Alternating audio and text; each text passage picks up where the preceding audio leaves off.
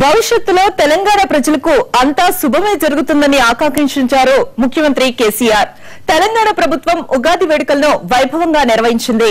రవీంద్ర భారతిలో జరిగిన కార్యక్రమంలో కేసీఆర్, కేంద్ర మంత్రి దత్తాత్రేయ, శాసనసభ స్పీకర్ మధుసూదనాచారి, రాష్ట మంత్రులు పాల్గొన్నారు.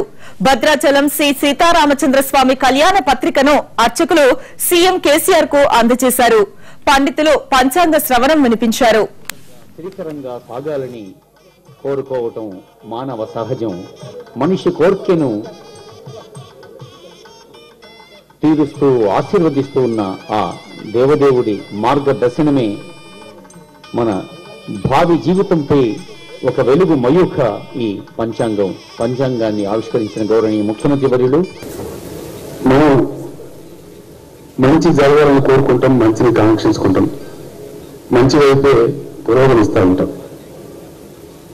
అందుకు ప్రతి సంవత్సరం ముగింపు, మళ్ళీ కొత్త సంవత్సరం ప్రారంభం. ఇది పెద్దలు చేసిన నిర్ణయం. ఎందుకంటే గత సంవత్సరంలో కొంచెం మనసుకు కష్టమైనా, కొంచెం మంచిగా లేకపోయినా, కొత్త సంవత్సరమైనా కొత్త కాంతి, కొత్త వెలుగు జీవితంలో రావాలని కోరుతూ జీవన గమనాన్ని సాగించే క్రమంలో వచ్చేదే మన తెలుగు సంవత్సరం ఉగాది.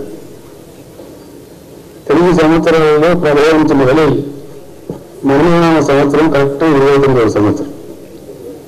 తెలంగాణ రాష్ట్రం కూడా దేశంలో 29వ రాష్ట్రం.